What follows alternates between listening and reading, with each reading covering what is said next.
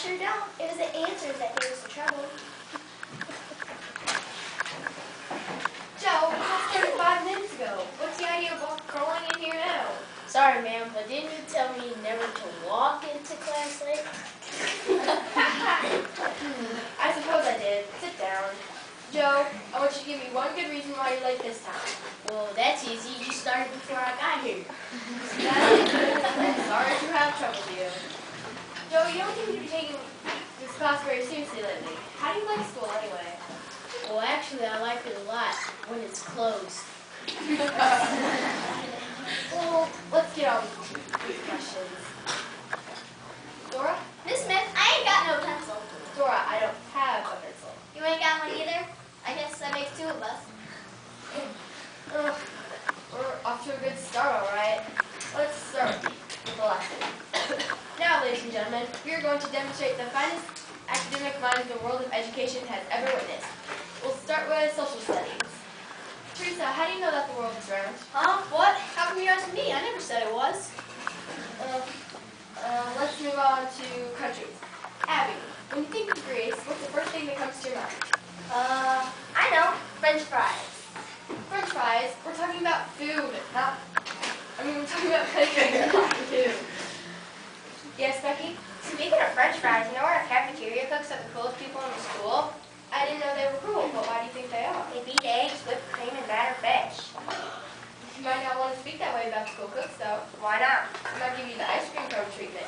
What's that? They might give you a good licking. Now, let's move on. In what famous battle did General Wolfe cry out, "I die happy"? Dora, do you know? I know. It was his last one.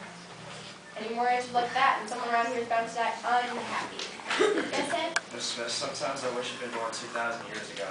Good for you, Ted. You enjoyed our studies of the Roman Empire, didn't you? Not exactly. If I'd been born 2,000 years ago, there wouldn't be nearly as much history to learn as there is today.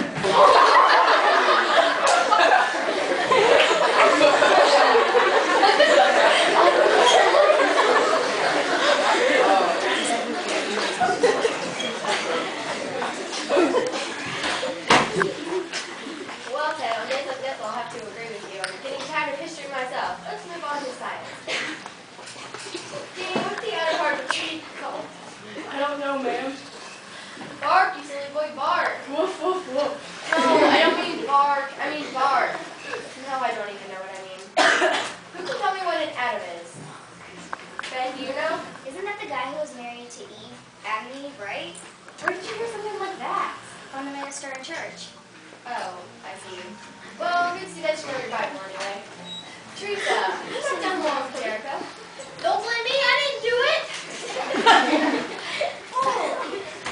Don't worry. For some reason, I trust you. Now I'm going to give you one more chance. We'll try math. Sorry, folks. This isn't working out quite the way that I expected. Danny, if your father had 6 eggs in one hand and 9 in the other, what would he have? Very big head. No, that's not right. Ted, if your father saved $200 a week for a whole year, what would he have? Gee, let's see. Probably have himself a new car. Susie, if you take 7.3 plus 9.8 from 8.018 times 9.999, what would you get? Huh, that's easy. I probably get the wrong answer.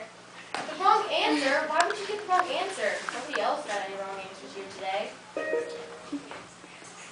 Yes, Dora? Miss Smith, I think I can tell you what the problem is. But first, would you punish us for something that we didn't do?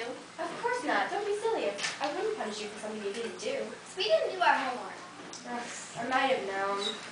Now come on, with an attitude like this, what can you ever expect to do when you get out of school? Very old.